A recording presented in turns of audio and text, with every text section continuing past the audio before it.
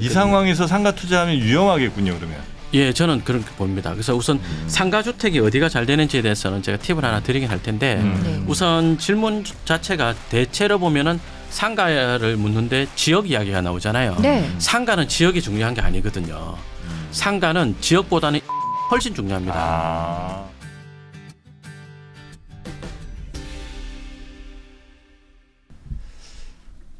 네, 3프로TV가 야심차게 준비한 부동산 전문 프로그램, 부동산 전문 콘텐츠 집으로 이제는 우리 고민이 있는 분들의 사연을 또 해결해드릴 시간이 된 것 같습니다.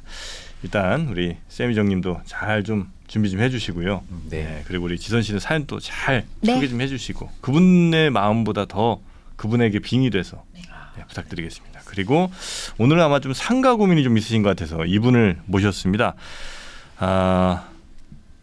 김종률 아카데미 그리고 보보스 부동산 연구소의 김종률 대표님 어서 오십시오. 네, 반갑습니다. 네, 반갑습니다. 안녕하세요. 워낙 유명한 분이시라. 네. 한번 뵙고 싶었어요. 상가 쪽에서는 네. 뭐 우리나라 최고의 전문가이시겠습니까? 맞습니다. 네. 이렇게 좋은데 이사했는데 처음 불러주시고 안 좋을 때만 부르시고. 지금 그렇게 안 좋은가요? 상황이? 아니요. 그 전에 계시던 데 있잖아요. 예, 오피스텔. 예. 거기. 예, 거기만 몇 번 가고. 거기도 좋아요. 예. 여기는 뭐 있습니까? 그냥 높아만 졌지. 알겠습니다. 예. 자, 우리 김종일 대표님. 자, 오늘 사연이 아주 좀 복잡합니다. 그거 잘 좀 해결해 주셔야 됩니다. 예. 네, 그러면 저 본격적인 사연 들어가기 앞서 요즘 상가 분위기는 좀 어떻습니까? 별로 안 좋습니다. 예. 안 심플하게 별로 안 좋군요. 예. 그거는 이제 임대도 잘 안 되고, 예, 그리고 임대료 내는 것도 사실 많은 분들이 좀 부담스러워하실 정도고 뭐 이런 상황인가요? 그 임대료 그러니까 그 소매점들의 영업 환경이 일단 안 좋죠. 뭐 코로나보다 전 더 나쁜 게 최저임금 인상이라고 이야기를 했었거든요. 예, 그래서 거기에 부담이 많이 느끼시는군요. 예, 그렇죠. 그 실제로 최저임금이 이제 시간당 10,000원이 넘었으니까 이 정도 되면은 이제 사야 될 상가가 딱 정해져 버리거든요. 그러니까 상가 시장이 전체적으로 안 좋나 그 말도 맞지만 그 때문에 좋아지는 상가들도 있거든요. 뭐예요? 최저임금 때문에 좋아질 상가들은 쉽게 말하면 1등 자리, 주동선 자리 이런 데입니다. 최저임금과 무관할 정도로 좀 돈이 많이 왔다 갔다 하는 곳들. 예, 그럴 수도 있고 좀 더 디테일하게 좀 속을 들여다보면요. 네. 이를테면은 뭐 한 2,000세대 배우가 있는데 지하철역으로 가는 동선이 한 2개 정도가 있다. 그 중에서 뭐 주동선 자리 한 더 많은 배우 세대가 이동하는 자리에 있는 편의점이 있고 2등 동선 자리에도 편의점이 있다고 했을 때 최저임금 자꾸 올라오니까 이제 2등 동선에 있는 저 소매점들이 자꾸 문을 닫게 되는 거예요. 그럼 몰리는군요. 예, 1등 자리로 몰리는 거죠. 그런 경우. 예, 그래서 그 옛날부터 그 전에도 이제 제가 좋은 상가가 더 좋은 상가 될 것이다라는 이야기는 했었는데 최저임금 인상이 가파라지기 시작하면서 그러니까 최근의 이야기가 아니고 한 5년 전에 제가 했던 이야기입니다. 네네네. 예. 좋은 상가가 더 좋은 상가가 되고 있다로 이야기를 바꿨는데 그 더 좋은 상가라는 것은 이제 주동선 그 지역 내에서 1등 동선 자리 이런 데 뜻하는 거죠. 쏠림 현상이 상가 쪽에서도 많이 좀 나오고 있는 것 같고요. 예, 그렇습니다. 공실률이 또 높죠? 공실률 매우 높습니다. 예. 지금요? 예. 상가 공실률이 높아요? 아니면 저 무슨 오피스 공실률이 높아요? 두 개를 비교해 보진 않았는데 그냥 수치화 한번 해보지도 않았는데 전체적으로 그냥 높다. 예, 그냥 과거보다 뭐 임대료는 올라가는 곳도 많지가 않고 오히려 이제 임대인들이 기존 세입자 나갈까봐 전전긍긍하는 데도 많아지고. 그렇습니까? 예. 좋습니다. 자, 그러면 지금 상황에서 상가를 고민하시는 사연이 좀 있어서 우리 지선 씨가 좀 소개를 해드리면 어떨까요? 네, 초록자켓님 사연입니다. 안녕하세요. 퇴직을 앞둔 50대 부부인데요. 2018년 초 역삼동 선릉역 주변에 투룸 신축 빌라를 구입해서 많지 않은 월세를 받고 있습니다. 당시 삼성동이 천지개벽한다는 소리에도 불구하고 아파트 구입을 안 하고 빌라 구입을 해서 가족들에게 많이 혼이 났는데요. 아파트 가격대가 많이 높고 대단지도 없어서 저희 집엔 최선의 선택이었다고 생각합니다. 저는 남편 퇴직이 얼마 남지 않아서 퇴직 후 고정적인 수입이 나오는 주거용 상가 건물을 알아보려고 하는데요. 남편은 아파트 투자가 나은 게 아니냐고 하네요. 저희 부부가 부동산 투자에 있어서 지식이 많이 부족한데요. 좋은 팁 좀 부탁드립니다. 하나씩 풀어보면 먼저 상가주택 대 아파트 중 어느 곳을 선택하냐는 건데요. 상가주택에 대해서 상담해 주는 곳도 많지 않고 자료도 많지 않아서 의견을 구합니다. 두 번째, 빌라 처분 시점이 궁금합니다. 주변 분들은 2028년 삼성동 복합 환승센터 및 녹지광장 완공 시점에 매도하라고 조언들을 해줍니다만 올 연말에서 내년 초쯤 상가주택을 구입하려고 하니 자금 조달 및 세금 문제로 빨리 처분하는 게 맞는지 고민입니다. 세 번째, 상가주택 구입에 대한 조언을 듣고 싶습니다. 관심 가는 지역은 용인 보정동과 분당 정자동인데요. 이 동네 상가주택의 미래 가치는 어떻게 보시나요? 쓴소리도 좋습니다. 고견 부탁드립니다.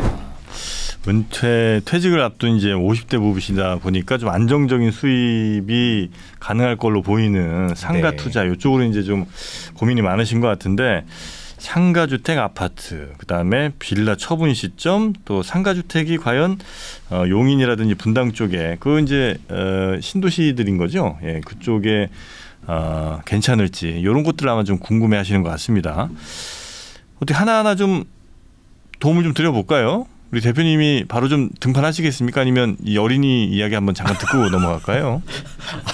저희 또 가장 최고의 전문가 분께서 오셨는데 제가 먼저 말씀드리는 건 좀 실례죠. 네네. 네, 그러면 우리 김종률 대표님. 이 쓴소리도 괜찮다라고 하셨는데 쓴맛을 어느 몇 단계로? 그러면 1부터 10까지 있으면 네. 이 정도는 한 8, 9단계 정도는 가야죠. 너무 센데. 7요. 저는 네. 너무 강하지 않게. 근데 질문 자체가 정말 죄송한 이야기지만 상가 공부 한 번도 안 해본 사람 티가 확 나요. 이거 그래요? 정말 감에 의존해서 그냥 뭐라 그럴까요? 그냥 그 옆에서 누가 좋다고 하니까 나도 해볼까? 혹 하는 정도. 그냥 뭐 신문 기사로 나오는 상가 투자 이야기 이런 정도 있잖아요. 네. 그러니까 우리가 지식이라고 생각하지만 상식 정도랄까 뭐 그런 이야기들 밖에 안 들을. 이 상황에서 상가 투자하면 위험하겠군요. 그러면. 예, 저는 그렇게 봅니다. 그래서 우선 상가주택이 어디가 잘 되는지에 대해서는 제가 팁을 하나 드리긴 할 텐데 우선 질문 자체가 대체로 보면은 상가를 묻는데 지역 이야기가 나오잖아요. 네. 상가는 지역이 중요한 게 아니거든요. 상가는 지역보다는 입지가 훨씬 중요합니다. 지역이 입지 아니에요? 아니지. 나도 공부 안 했지만 어떻게 이렇게 모를 수 있나? 제가 이렇게 물어야 저처럼 이제 그렇습니까? 궁금한 사람들도. 네. 그러니까 지역이라는 것은 우리 상권 이렇게도 이야기 많이 하잖아요. 강남역 상권이라지 강남역 입지라고는 안 하죠. 그죠? 그러니까 약간 바운더리 개념. 예, 뭐 전문용어로 하지 않겠습니다. 예, 그러니까 뭐 인덕원 혹은 뭐 저 1번지, 안양 1번지 뭐 이런 데 쭉 있을 거 아니에요. 예, 그렇죠. 그런 데가 이제 지역인 거고. 예. 그 안에서도 그 상가가 위치한 그러니까 사람들의 동선 뭐 이런 거 등등이 포함된 그런 게 이제 입지인 거죠? 예, 그렇습니다. 그러니까 거기 상권 지역 내에서 1등 자리 쉽게 말하면 또는 주동선 자리를 사는 거죠. 왜 그러냐면 부동산의 가격은 특히 질문 주신 상가주택 같은 경우는 이제 토지 가격을 베이스로 가격이 만들어지거든요. 토지 가격에다가 건축물 뭐 가격해서 뭐 그리고 나서 이제 고려되는 것이 수익률 이런 것들인데 그러면 전체적으로 가격이 지역 금액을 많이 따라가게 됩니다. 용도 지역이 준주거 지역이다. 그러면 그 지역의 준주거 지역 금액 그렇게 비슷하게 가는 거죠. 그리고 나서 입지가 나쁘면 뭐 전 평균가의 한 90% 정도 이렇게 될 수 있는데 지금 잠시 이야기했습니다만 아까 자영업자 영업 환경이 나쁘다. 1등 동선 자리가 2등 동선 자리가 훨씬 좋다. 2등 동선이 폐점을 하게 돼서 그 반사이익을 누리게 되고 이런다 말씀드렸잖아요. 그러니까 주동선 자리 또는 1등 동선 자리를 뭐 평균 금액이 110% 산다. 소매점 매출이 훨씬 더 잘 나와요, 그게. 그리고 그 매출에 근거해서 임차료 지급 여력 같은 걸 계산한다. 그때는 더 크게 벌어져요. 이를테면 아까 잠깐 이야기했던 편의점 자리 다시 이야기하자면 1등 동선 자리가 1매출이 한 250 판다. 뭐 그런 적 대단히 많거든요. 2000세대 배우의 1등 동선이 250 이상 충분히 판단 말이에요. 그럼 2등 동선 자리는 한 150 정도 판다 이러거든요. 1등 동선이 250 한데 2등 동선이 150이다. 예. 그러면 당장 매월 250씩 내는 거 약간 부담스러울 것 같아서 한 2등 동선 요 정도 가는 게 어떨까 하는 고민을 분명히 하실 텐데. 예, 저는 지금 1매출로 이야기 드린 거거든요. 1매출. 예. 네. 근데 1매출이 150만 원이면 최저임금 10,000원 내고 나면 점주가 그 임차료라든지 이런 임차료를 차감하기 전이다 하더라도 150만 원 팔면 점주 수익이 임차료 차감 하기 전에 한 400만 원 정도밖에 안 될 거란 말이에요. 월요? 예. 네. 일 150 하는데요? 예, 그렇죠. 월세 내고 나면 한 20%뭐 로얄티나 이렇게 복잡한 이야기 빼고 하자면 한 20% 정도 남으니까 그러면 150만 원 팔면 하루에 30만 원 남는 거죠. 그럼 900만 원 정도 되는 거고 거기서 뭐 인건비 나가고 그다음에 뭐 그 세무기장료라든지 전기세라든지 소모품비 폐기 금액 이런 거 나가고 나면 한 400만 원이 채 안 남을 거예요. 예. 그럼 거기서 월세를 몇 내겠냐? 얼마 못 내죠. 그러면 월세 200이라 치면 점주가 200 내고 그 장사하느니 문 닫고 남의 편의점 가자. 남의 편의점 알바니 나한테 이래 되는 거예요. 그 재밌는 게 그러면 2등 동선에서 150 팔던 게 문을 닫으면 그 매출이 어디로 가겠어요? 1등 절반 이상은 1등 동선 가잖아요. 그러니까 이게 업계에 있는 그 좀 꾼들하고 이야기 나눌 때 했던 말이 이제 과거 이제 최저임금 막 많이 올라가려고 할 그 시점에 아니 그때 이제 어느 편의점 아주 전문가하고 이야기한 말이 있었는데 종률이 형 나는 편의점 최저임금이 빨리 10,000원 됐으면 좋겠어요. 그 친구 그런 이야기 했었거든요. 그 친구가 하는 편의점이 연간 매출이 100억이 넘어요. 그 당시에 100억 6개였는데 100억 정도 되는 매출이었는데 인건비 어마어마할 거 아니에요. 근데 왜 자기는 매출이 최저임금 빨리 10,000원 돼야 되느냐. 그 자기 가게는 그 친구 가게 300만 원 파는데 옆에 150 파는 가게 되게 많은 거예요. 그 최저임금 그렇게 올려주면 이제 자기는 반사이익을 누리니까. 지금은 그래서 결과적으로 더 큰 부자가 됐죠. 실제로 예상대로 그렇게 됐어요. 예. 그러니까 상가는 더 좋은 상가가 더 뭐 좋아집니다 하는 이야기를 다 거의 다 상식적으로 알고 있어요. 투자를 하실 분이. 아마 지금 질문 주신 초록 자켓님도 좋은 상가가 더 좋은 상가 된다는 걸 알고 계실 거예요. 해석을 지역으로 한 거죠. 네, 그러니까 지금 보니까 자꾸 지역 이야기를 하는데 공부 안 하신 분은 아니거든요. 이 잘못된 공부를 한 거예요. 그래서 좋은 상가를 사야지라고 하면서 자꾸 지금 지역 이야기를 하시는 건데 거기서 네. 첫 번째 틀린 것 같고. 그럼 이제 우리 대표님이 어떤 입지를 보는 게 중요하다. 주동선 잡는 방법도 또 알려주시겠네요. 예, 일단 상가주택으로 이야기하자면 지금 질문 주신 데가 보정동하고 정자동인데 이쪽으로 옮길까요? 그러면? 네.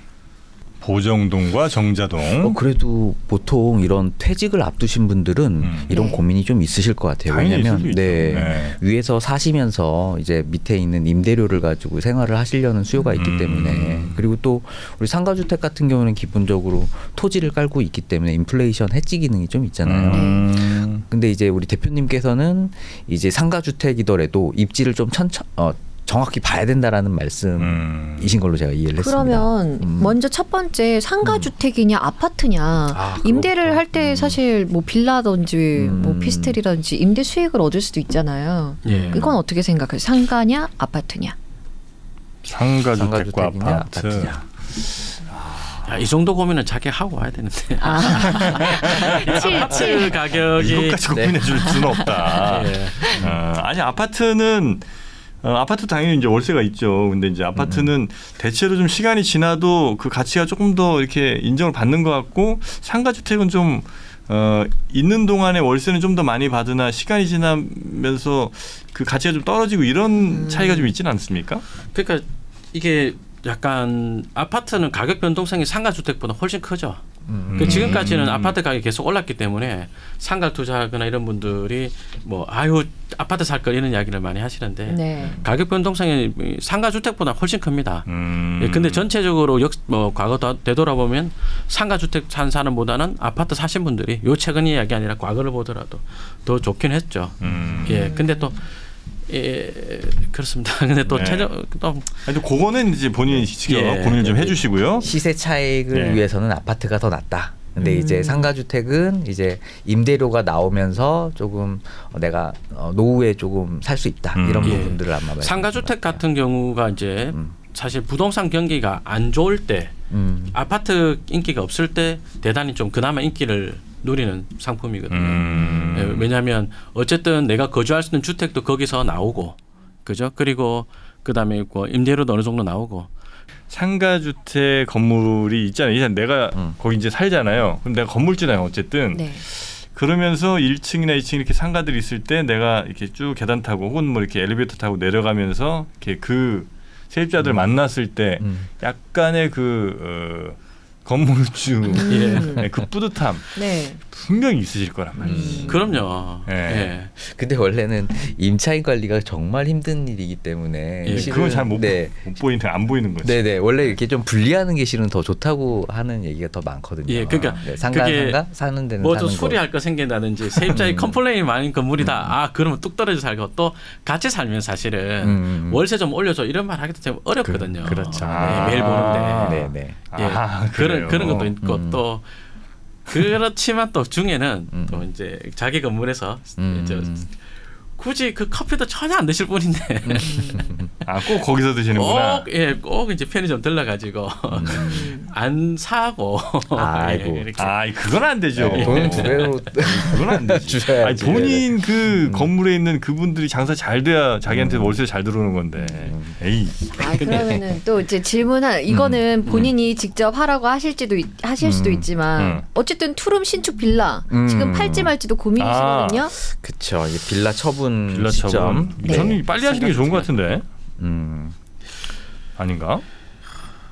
여기가 지금 선릉역 주변이 네. 조금 선호도가 좀 나뉩니다. 네, 아마 지도를 좀 보시면 여기 좀 신축 아파트가 있는 쪽 역삼동 쪽은 굉장히 좀 괜찮은데 그 반대편 같은 경우에는 좀 유흥 시설이 좀 많은 좀 지역이에요. 그래서 네. 월세를 한번 살펴보니까 보통 투룸 신축이면 150만 원 정도인데 이제 단기 임대 같은 경우에는 한 230에서 한 250 정도 시세가 형성돼 있더라고요.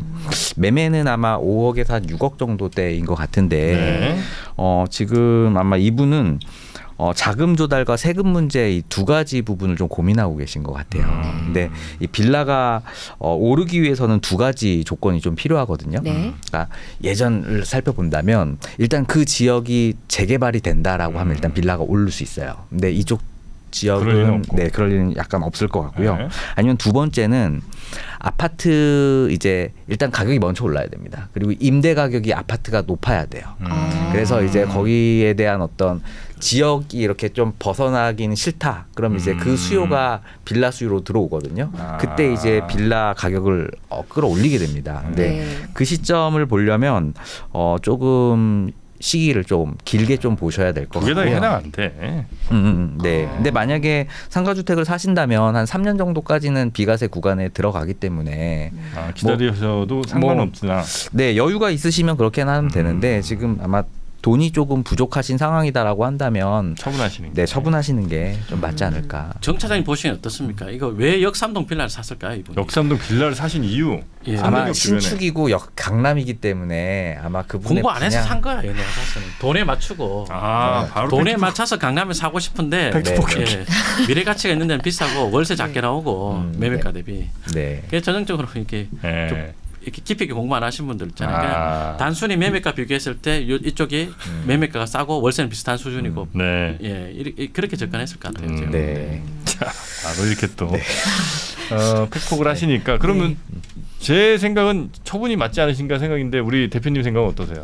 네, 저도 이거 가져가봐야 뭐 큰 재미는 없을 것 같은데. 그렇죠. 예, 근데 이 좀 준비가 안 된 분들한테 상담해드릴 때 좀 어려운 것 중에 한 게 뭐냐면 장래 가치가 있으면 지금 수익이 작거든요, 매매가 대비. 근데 이런 것들을 감내할 수 있으실까? 그게 조금 걱정이 되거든요. 그럼 이분들은 지금 매매가도 싸고 월세도 많이 나오고 그리고 서울이어야 되고 없어요. 없어요. 그런데 없어요. 그래서 그래서 뭐 장래 가치를 바라면서 수익도 어느 정도 나야 된다. 그런데 그 어느 정도 수익이 현저히 낮다. 그러나 장래 팔았을 때 매매 가치는 충분히 된다. 뭐 그런 기적가는데 이건 돼야 되는데 선택을 좀 하셔야 되는데. 그래서 기본적으로 상가주택은 이런 데가 좋습니다 하는 것과 그다음에 이런 데를 사놓으면 올라갑니다 하는 거를 저는 그렇게 처방을 했으면 좋겠다. 그러니까 어느 지역을 이야기해서 요런 데 사놓으면 올라갈 겁니다. 그거는 제가 방송에서 좀 그렇고 이미 올라간 데를 가지고 요렇게 똑같이 될 만한 데를 서울에서 찾아보세요라고 말씀을 드리면 도움될 것 같거든요. 네. 자, 그리고 이제 정말 중요한 용인과 분당에 어떤 선택을 하는 게 좋을지 아직 뭐 물론 공부는 충분히 안 하신 것 같은데 그래도 조금 도움 말씀 주신다면 혹시 지도를 보면서 좀 해주실 수 있을까요? 예, 우선 상가주택 제가 지금 뭐 역삼동 폈으니까 잠깐 한번 보여드려 볼게요. 역삼동 뭐 이런데 이런 데를 보겠습니다. 이런 안쪽에서 뭐 우리가 상가주택 같은 거 산다 그렇게 선호하는 자리는 아니죠, 그죠? 예. 그런데 이런 데서도 매출 잘 나오는 자리가 있을까요?라고 한다면 한번 볼게요. 자, 이 안쪽에 보면은 지적 편집 들어가겠습니다. 주거가 이렇게 밀집되어 있는 지역이 있죠. 네. 근데 이렇게 전체 블록을 이렇게 크게 한 게 볼 수 있겠습니다, 그죠? 요렇게 연두색 블록이요. 예, 네. 노란색하고 핑크색하고 이렇게 블록이 있는데 네. 핑크색은 이제 용도적인 일반 상업적일 거고요. 네. 그래서 요런데 뒷자리 요런데 괜찮습니까? 앞쪽에 업무용 빌딩 많은데 요런데 뒷자리 괜찮습니까? 엄청 괜찮은데 비쌀 거예요. 그죠? 예. 그래서 이런데 부동산을 갖고 있는 분들은 아마 질문을 안 주실 거니까 안쪽으로 들어가죠. 그러면 요런데 안쪽에서는 어디서 하면 좋을 건가? 이 지도를 보면 딱 티가 나는 게요. 요런 자리를 가려다 그러면 이쪽에서 들어가려면 외부에서 가는 길 요런 길이 하나 있고 이쪽 길은 요렇게 꺾어지죠. 여기서 바로 못 들어가죠. 네. 그죠? 근데 695 같은 포인트는 어때요? 요렇게 지나가는 길이 매끄럽게 하나 지나가지죠. 그죠? 그리고 네. 뭐 요렇게 지나가는 길도 뭐 요 끝이 막혀서 요 길은 약할 것 같은데 요런 길이 하나 센 게 있잖아요. 네. 이렇게 관통도로를 만나는 지역 있잖아요. 이 블록 전체를 관통하는 도로를 낀데 가급적이면 이런 데를 사놓는 게 좋죠. 예, 뭐 제가 한 게 아니라서 좀 부끄럽긴 한데 요런 데 자리들이 그 소매점이 만약에 들어간다. 그럼 이런 데는 매출이 굉장히 좋은 것들이 네네네. 아까 요 자리 있죠, 그죠? 예. 예, 국민은행에서 좋은 지도를 만들어 주셨습니다. 예. 화면 보시면 지금 요런데 GS15가 어설프게 생겼잖아요. 네. 매출이 어마어마합니다. 아, 그래요? 점포 개발은 제가 한 게 아니고 이렇게 점포 개발하신 그 후배님이 저보다 실력 훨씬 좋으신 분인데 이분이 아까 처음 이야기했던 100억 매출 거기가 그분이 개발한 거고 요런데 사거리가 별로 좋아 보이진 않잖아요. 딱 보기에는 네. 예, 근데 이걸 그래서 지도로 봐야 돼요. 지도로 다시 되돌아가서 이야기하자면 아까 이야기했던 것처럼 이렇게 전체적으로 그 블록을 관통하는 도로 같은 것들 있죠. 이게 상가주택은 기본이 그런 거거든요. 이분이 관심 가는 네. 지역 한번 볼까요? 용인 용인 보정동과 보정동, 분당 정자동이요. 예. 용인 보정동은 또 카페 거리가 있는 그렇죠. 곳이 있고요. 뭐 분당 정자동이야 뭐 워낙에 입지가 좋은 곳으로 알려져 있는데 약간 뭐 토지가 상승에 대한 시세 차익이 좀 있을 것 같아요. 좋은 지역이면. 네. 근데 보정동 카페 그리면 여긴가요? 여기를 타겟해서 여쭐 수 있는 걸까? 아 지금 정확한 지번을 안 주셔가지고 네. 위치는 모르겠지만 아마 그냥 보정동 정도 이렇게 생각하시는 것 같아요. 근데 저런 카페 거리는 굉장히 좋지 네, 않나요? 확실히 그 우리 대표님 말씀 주신 것처럼 너무 그냥 두루뭉술한 질문을 주시니까 사실은 답변이 제대로 가기가 좀 쉽지 않아요, 그죠? 네. 네, 그래서 이분은 제가 볼 땐 일단 상가 공부에 대한 기본을 조금 이제 해 놓으시고 그죠? 해 놓으시고 다시 질문을 주시면 어떨까요? 왜냐면 이 두 개 중에 뭐가 더 낫다라고 말씀드릴 수가 없는 거예요. 아, 예. 어차피 입지를 봐야 그렇죠? 되니까요. 거기다가 어차피 이쪽이 더 좋습니다 했을 때 그게 더 비싸거든요. 상가는 일종의 가성비 게임이기 때문에 예, 매매가 대비 임대수익이 얼마 나오냐 이런 네. 걸 봐야 되는데 지금 정자동이 어차피 더 비쌀 거라서 네. 그렇죠, 네, 그렇죠. 네. 더 거기서 비싼데 뭐 더 좋습니다 하는 말은 도움이 안 되는 이야기인데 카페에 있는 건지 아니면 뭐 치킨집이 있는 건지 등등 하여튼 굉장히 다양한 변수들이 있기 때문에 네. 우리 저 초록 자켓님은 네. 일단 첫 번째 부동산 그러니까 상가 공부는 조금 더 해보시고 네. 그죠? 더 하신 다음에 나의 질문을 조금 더 구체적으로 해서 아, 그러면 제가 초록 자켓님께 빙의를 해서 아, 그럼 공부를 어떻게 해야 되는데요? 공부를 하는 법을 알려주면 되잖아요. 일단 지역이라도 성공률 높은 지역을 고르는 법 요걸로만 알겠습니다. 말씀드리겠습니다. 네네. 빙의 잘하셨네. 아까 정비구역하고 그 빌라 이야기해 주셨는데요. 정비구역에 연결되는 지역을 해도 꽤 괜찮습니다. 보면은 영등포 이 동네에도 정비 사업을 하는 데가 많이 있죠. 아마 지금 여기도 지금 정비 사업을 추진하고 있는 걸로 알고 있는데 네네. 여기 정비 사업을 하게 되면 이렇게 그 낡은 그 빌라 단독주택 배우가 세대 수가 일단 많이 늘어나죠. 네, 뭐 네. 1.5배에서 2배 가까이 늘어나는 데다가 그 거주자들의 구매력이 굉장히 또 커지는 데다가 아파트가 들어서면 대단히 재밌는 게 동선이 한쪽으로 딱 몰리거든요. 예. 빌라는 동선이 흩어진단 말이에요. 그러면서 지하철로 향하는 동선이 딱 생기거든요. 그랬을 때 그럼 제가 볼 때 뭐 이쪽에 주거 배우가 들어서고 그 지하철로 이르는 동선이 어디로 가느냐를 따져봐야 되겠지만 만약에 이쪽 주거배우에서 여기가 정비 사업을 했을 때 지하철로 가는 동선이 이런 식으로 가서 딱 길 안 좋네. 이렇게 가서 1번 출구로 가게 된다면 그러면 지금 1번 출구 앞에는 어차피 가격이 비싸서 못 살 거란 말이에요. 근데 피자 폴렉스나 이런 자리들은 상업적 가치가 올라갑니까? 아마도요. 출구가 이쪽으로만 나오진 않고 이쪽으로도 나올 수도 있잖아요. 그죠? 그럼 이쪽으로 나와도 동선이 이렇게 가게 되는 게 더 빠를 것 같긴 한데 네네. 이러는 거리를 재보면 될 것 같습니다. 네네. 그래서 만약 이 거리 이렇게 가는 거리가 짧다면 이런 데 사도 괜찮을까요? 예. 이런 데 상가주택을 지금 임대료 낮다 하더라도 뭐 정비 사업이 되어갈 걸 보고 기다린다. 네. 그래서 정비 사업이 끝날 때까지 내 못 기다리는데 할 수도 있는데 이 철거만 해도 가격이 많이 올라가거든요. 그리고 기다리는 동안에 임대료 올라갈 거고. 근데 매입 시점에는 이런 데가 좀 상권이 좋지 않기 때문에 네. 예, 그나마 다른 장래 가치에 비해서는 가격이 좀 싼 곳이라고 볼 수 있는 거죠. 네. 예. 결국에는 이제 주동선이 이제 나타날 그 입지를 고르는 거고. 예. 근데 만약에 뭐 수익률 개념으로 접근할 수 있는 부분은 없나요? 그러니까 주동선이라는 거는 매출이 향상이 되고 그래서 임대료가 높아질 거기 때문에 수익률상 이점을 좀 보는 건데 그럼 평균적으로 한 어느 정도 수익률의 이런 부분들을 좀 매입을 좀 하면 될까요? 그게 자주 받는 질문인데 무의미한가요? 예, 그게 지금 그 말씀을 주시면 이제 아까 역삼동 재개발, 역삼동 빌라로 되돌아오는 이야기거든요. 그렇게 접근하다 보면 장래 가치가 없는 예, 매매가 대비 지금 네네. 임대료가 높다는 것은 장래 가치가 없는 데들이 주로 그렇게 되거든요. 그러니까 이제 대표님은 이제 주동선을 통해서 미래 가치가 더 높아질, 임대 가치가 더 예. 높아질 곳을 고르라는 이런 말씀이신 거죠? 서울에 잘 생각해 보면 정비 사업이 이제 앞으로 일어날 곳도 덜어 있고 그러면서 주동선이 바뀌거나 배우 수요가 늘어날 곳도 있고 네네. 업무 시설 많이 들어올 때도 있지 않습니까, 그렇죠? 예. 일단은 한번 서로 다른 저자들의 책 한 3권 정도 읽으시면서 이 상가 투자 관련된 읽으시면서 내가 그걸 읽는데 전혀 어려움이 좀 없으셔야 될 것 같고 예, 그리고 조금 더 기본 지식이 좀 쌓였다 할 때는 이제 김종률 대표님 유튜브 같은 거 좀 보시면서 예, 뭐 좀 참고를 하시고 아마 그 해당 지역도 직접 방문을 좀 여러 차례 하시면서 아마 그 직접 한번 걸어보시고 네. 또 그 건물 느낌도 한번 좀 보시고 이렇게 좀 하셔야 될 것 같아요. 그리고 그죠? 이렇게 들어보니까 이게 쉽지만은 않네요. 그냥 부동산. 네. 그러니까 좀 보통 더 난이도를 보면 아파트 빌라 상가 토지 이렇게 가죠? 아닙니다. 아닙니까? 실패율을 보면 상가가 훨씬 많아요. 토지는 전제가 호재가 있는 지역 부동산이기 때문에 네. 그 호재가 되어감에 따라서 가격이 떨어지는 경우는 많지는 않거든요. 토지보다 오히려 상가 더 어려워요. 실패율은 상가가 훨씬 높아요. 그렇습니까? 그러니까 이거 공부를 많이 해요. 예, 토지는 용어만 어렵지. 네. 용어가 어렵지. 예, 실패율은 상가가 훨씬 높습니다. 알겠습니다. 그러면 또 한 분의 그 상가 투자 관련된 고민 한번 들어보면서 좀 더 지식을 한번 좀 쌓아보도록 하겠습니다. 닉네임 쾌나마 님 사연입니다.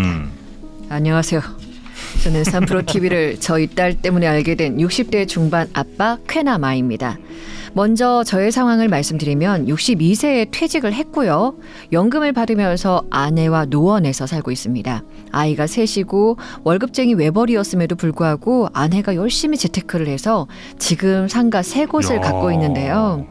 겉에서 보기엔 남부럽지 않게 지내는 것 같아 보이지만 요즘 좀 속을 썩고 있네요. 위치는 당산역 앞에 있는 펍 한 곳과 목동에 있는 치과 그리고 다산 신도시에 있는 부동산 한 곳입니다.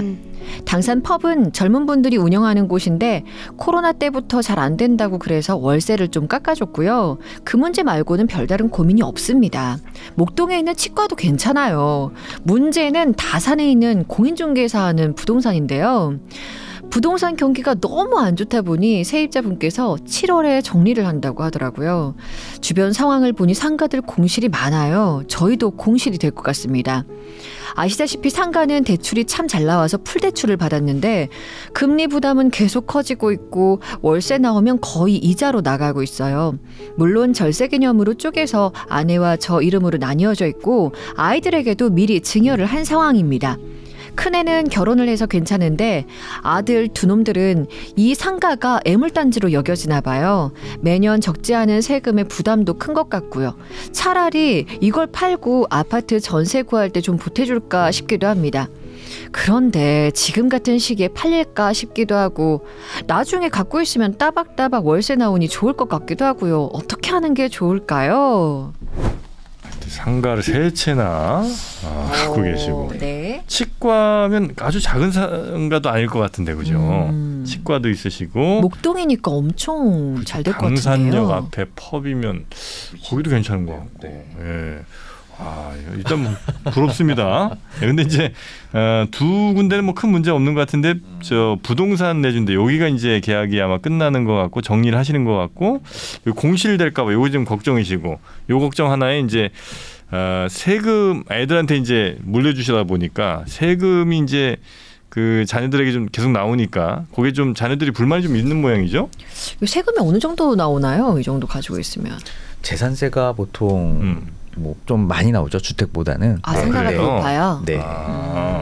그리고 네. 뭐 지금 금리가 오른 상황이라서 보통 풀대출 받으셨다고 하는데 보통 상가 투자 같은 경우에는 어떤 기존의 제로 금리 상태에서는 낮은 금리 뭐 예를 들어서 한 2~3%대 대출을 받아서 보통 한 6%대 이제 상가 수익을 냈었죠. 그러다 보면 이제 대출을 많이 받을수록 이제 전체적인 수익률은 높아지는 구조거든요.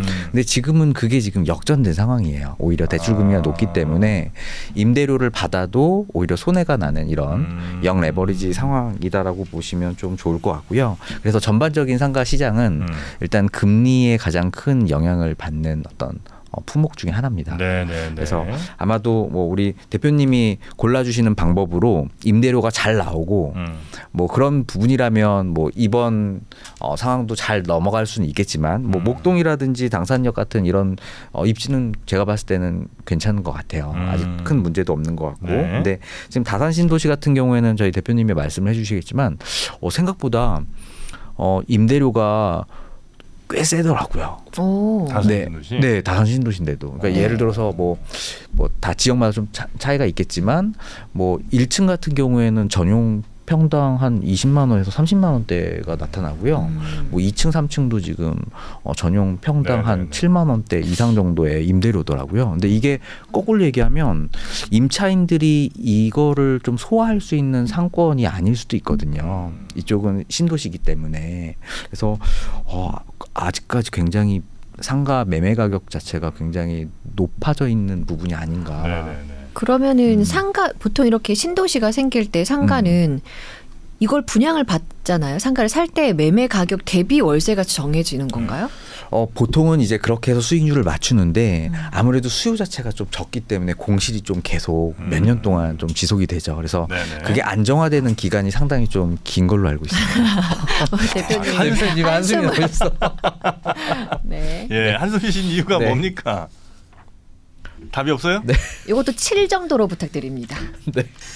질문이 그 어떤 상가에 대한 설명 자체가 다 세입자로 돼 있잖아요. 네. 그렇잖아요, 그죠? 그래서 이게 보면 회원님들이 가끔 질문이 선생님 제가 어떤 자리에 실제 받았던 질문입니다. 어떤 흑석동에 있는 흑석 무슨 현대 아파트였어요. 2층에 있는 치과 들어있는 저 상가를 살려하는데 어떻게 보십니까? 이러는 거예요. 그분은 치과가 들어있는 상가면 좋은 거야 아니겠냐는 관점이죠. 예, 근데 제가 그때 지도를 봤어요. 그 지도를 보니까 중앙대가 아니고 저 중앙 그 9호선 라인의 대로 있잖아요. 그쪽에 건너편 쪽에 한강변 쪽에 아파트였거든. 흑석 명수대 아파트인가 아마 그쪽이었던 것 같아요. 그 아파트가 아마 세대수가 1000세대가 안 됐죠. 한 500~600세대 정도. 근데 2층에 치과가 있더라고요. 보긴 번듯해 보이는데 제가 했던 이야기가 이 500몇 세대 아니냐. 그럼 이런 데는 치과가 잘 되기 어렵습니다. 이런 이야기를 했었거든요. 시간 좀 지나서 그 치과가 결국 문을 닫았습니다. 회원님들이 이제 어떤 연습을 해주면 좋냐면 이 숫자로 공부를 하면 좋아요. 어떤 지역에 대한 거 하지 말고 세대수가 어느 정도 될 때 상가 공급이 어느 정도 된다. 그럴 때가 임대료가 1층 임대료가 어느 정도 된다. 자꾸 연습을 이렇게 들어가야 되거든요. 그러니까 목동에 있는 치과병원이다. 치과들 있는 상가가 아니다. 목동에 몇 세대 정도 되는데 상가는 몇 개 정도 프라자 상가로 몇 개 정도 있는 자리에 거기에 뭐 전면지 자리다 또 이면 자리다. 거기에 치과들 있는 자리입니다. 이렇게 설명할 수 있을 정도 되면 우리는 지금 그냥 어디 뭐 큰 상가 하나에 프라자 상가에 뭐 3층에 안과 상가 갖고 있어 이러면 이제 되게 좋아 보이고 예. 그런 느낌인데 그렇게 생각하는 게 아니군요. 예. 아. 그래서 목동이 왜 잘 되냐? 아마 목동 갖고 있으면 요쪽이겠죠. 여기를 치고 대충 이야기해 볼게요. 네. 그럼 지적 편집들을 보면 상가 지적이 상가 요망 학교 빼고 나면 상가 그렇게 많지는 않아요, 그죠? 근데 여기 이게 에워싸고 있는 직접 배우가 요게 만세대급이거든요. 네. 만세대급의 상가가 한 20개 정도 된다.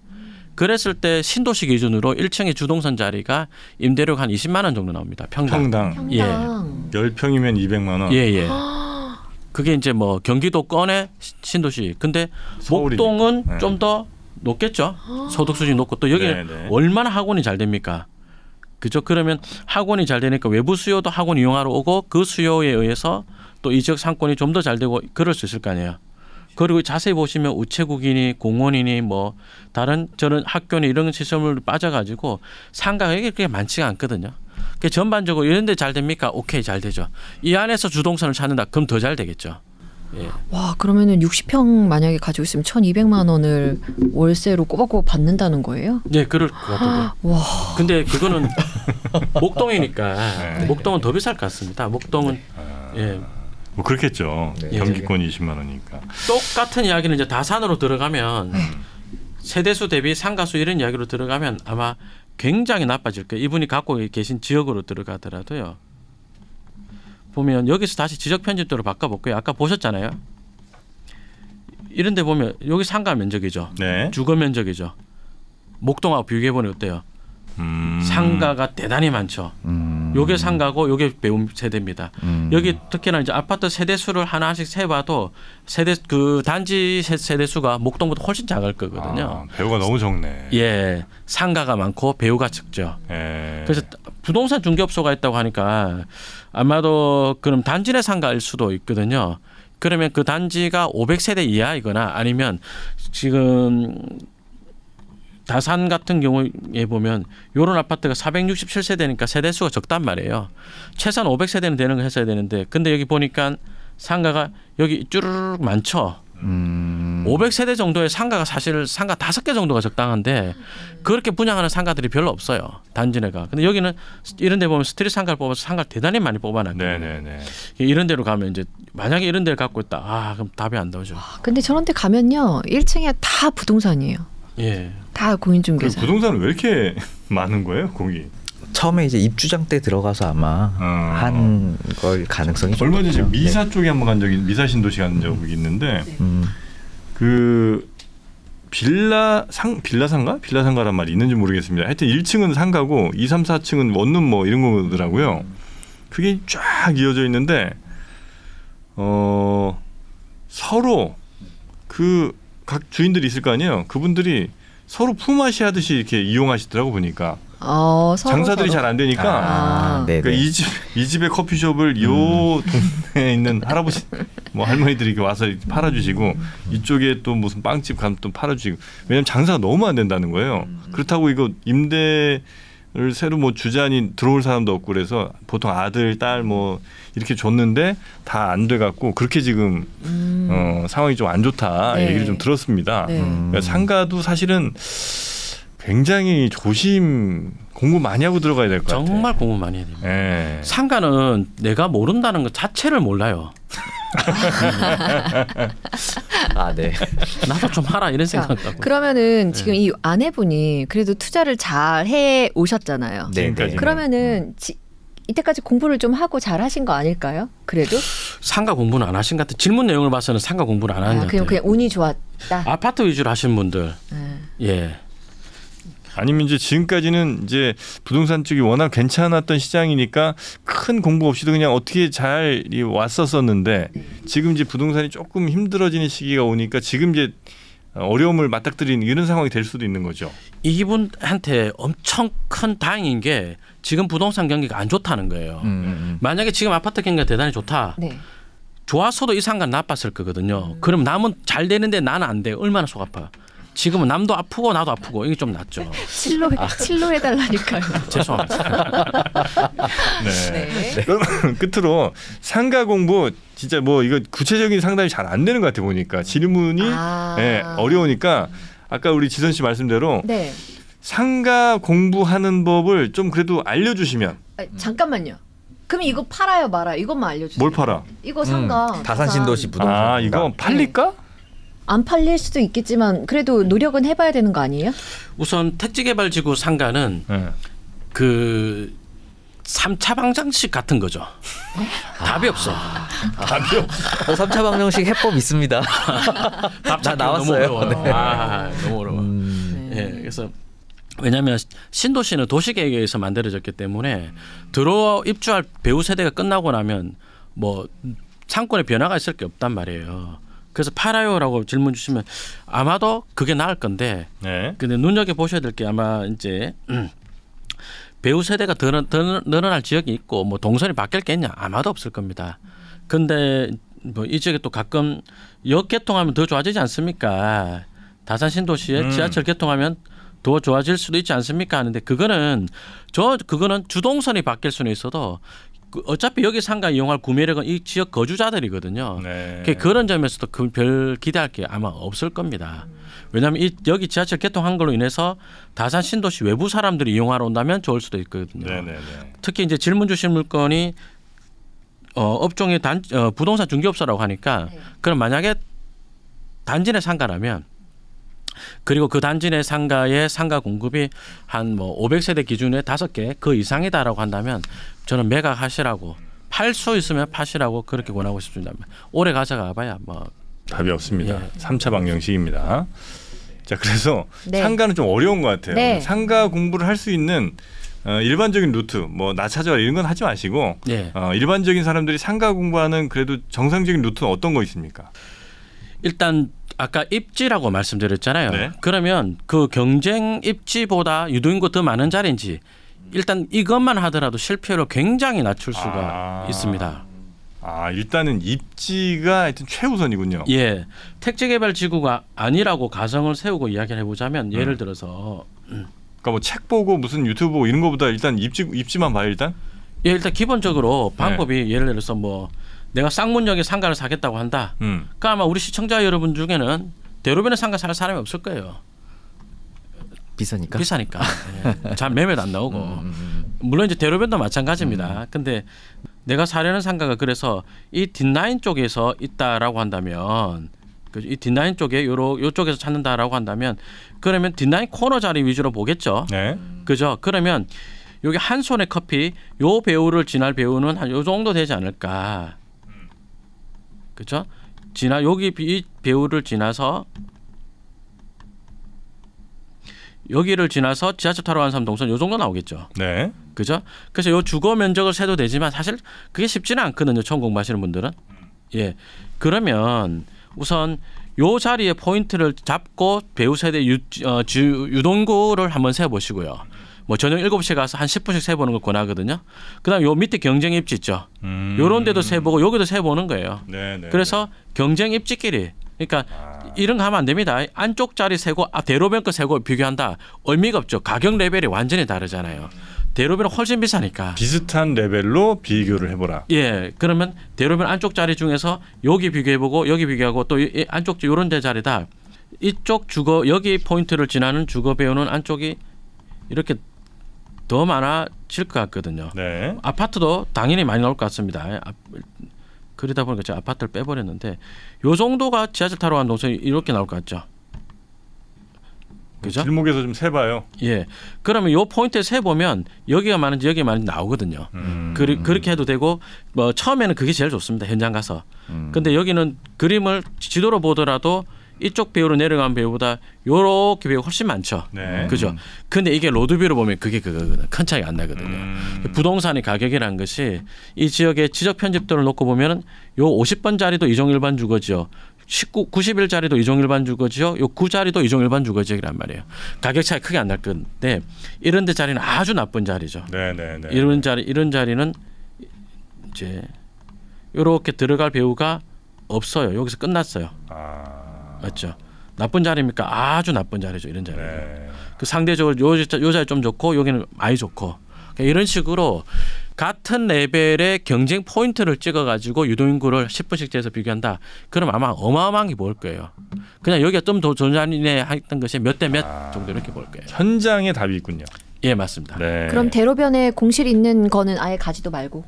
대로변은 돈이 비싸잖아. 대로변에 왜 요즘에 공실 많이 보이잖아요. 못 들어가는 거지 사람들이. 사람들이 못 들어가는데 그 지역 자체도 안 좋다는 거 아닌가요? 그러면 대로변 공실 이유가 네. 그 뭐랄까요, 임대인께서 높은 임대료를 고수하면서 임대를 안 주고 있다든지 이런 거 있죠. 예, 그런 경우가 가끔인데 그거는 뭐 걱정할 거 없고 예, 그렇지 않고 뭐 그 지역 전체가 죽었다. 아, 그런 경우는 대로변도 죽는데 뒷라인 안 좋죠. 예. 거기는 썰렁해. 그런 데는 예, 딱 보면 알 거야. 아마 그런 대로변 다 비어 있는 그런 동네는 아마 그 동네 분위기 자체가 약간 예, 스산한. 알겠습니다. 상가가 확실히 뭐 빌라나 아파트 이런 데에 비해서는 좀 난이도가 좀 있는 것 같습니다. 아, 네. 또 구체적인 어떤 지번이 있지 않으면 또 상담이 좀 쉽지 않다는 걸 좀 느꼈습니다. 좀 더 공부를 많이 좀 해야 될 것 같고요. 상가도 근데 분명히 매력적인 포인트들이 좀 있기 때문에 저희가 부동산에서 또 아주 소외하지 않고 계속해서 관심 갖고 좀 바라보도록 하겠습니다. 네. 자, 오늘 우리 김종일 대표님과 함께 상가 아마 크게 이 질문 주신 분들도 느끼시는 바가 좀 있을 겁니다. 아, 내가 지금까지 너무 좀 공부가 좀 부족했고 현장에 너무 좀 안 가봤다 이런 생각이 좀 드실 테니까 오늘 계기로 다시 한번 현장에 좀 많이 가보시고 직접 발품을 좀 팔아보시고 공부를 조금 더 하신 이후에 이제 실패를 안 해야 되는 게 제일 중요하니까 그렇게 투자하시기 바라겠습니다. 자, 오늘 김종일 대표님 고생 너무 많으셨고요. 고맙습니다. 고맙습니다. 네, 감사합니다. 자, 그리고 집으로도 여기서 문 닫도록 하겠습니다. 우리 세미정님, 지선 씨 고생 많으셨고요. 네. 다음 시간에 다시 뵙겠습니다. 고맙습니다. 감사합니다. 네, 고맙습니다.